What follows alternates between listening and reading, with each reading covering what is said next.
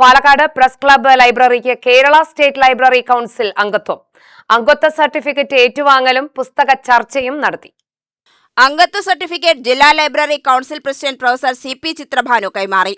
വായിക്കുക എന്നതിന് പ്രാധാന്യം കൊടുക്കുന്നതിനപ്പുറം അനവധി തരത്തിലുള്ള അനുഭവങ്ങളിലേക്ക് സഞ്ചരിക്കുക എന്നതാണ് സ്വാഭാവികമായും സംഭവിക്കുക.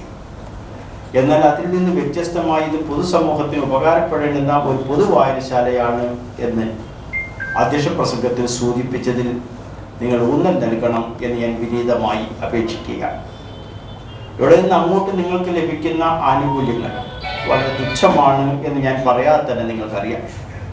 12,000 രൂപ വാർഷിക ഗ്രാൻറ്റും ഇവിടെ ഈ പുസ്തകങ്ങൾ സൂക്ഷിക്കുകയും വിതരണം ചെയ്യുകയും ചെയ്യുന്നയാൾക്ക് ഒരു ചെറിയ അലവൻസും എന്നതാണ് സംസ്ഥാന ലൈബ്രറി കൗൺസിലിൽ നിന്ന് കിട്ടുന്ന ആദ്യത്തെ ആനുകൂല്യം എന്ന് പറയുന്നത്.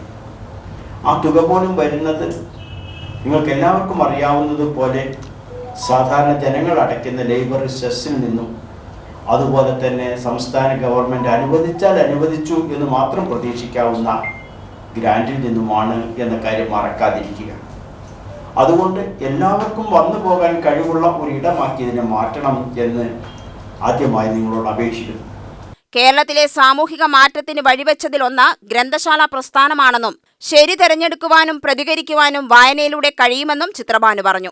വിമർശിക്കുന്നവരെ നിരായുധരാക്കുന്ന ഭരണകൂടങ്ങൾക്കെതിരെ ജാഗ്രത പുലർത്തേണ്ടതുണ്ട്. അസഹിഷ്ണുത ഏറ്റുവാങ്ങേണ്ട വിഭാഗമായി എഴുത്തുകാർ മാറുന്നുവെന്നും യാഥാർത്ഥ്യം പറയാതിരിക്കുകയും എഴുതാതിരിക്കുകയും ചെയ്യേണ്ടത് ചിലരുടെ ആവശ്യമാണെന്നും അദ്ദേഹം പറഞ്ഞു. അതിന് വഴിപ്പെടാതിരിക്കാൻ ജാഗ്രത ആവശ്യമാണെന്നും ചിത്രഭാനു പറഞ്ഞു. ലോഗോ പ്രകാശനം taluk library secretary V. Raveendran നിർവഹിച്ചു.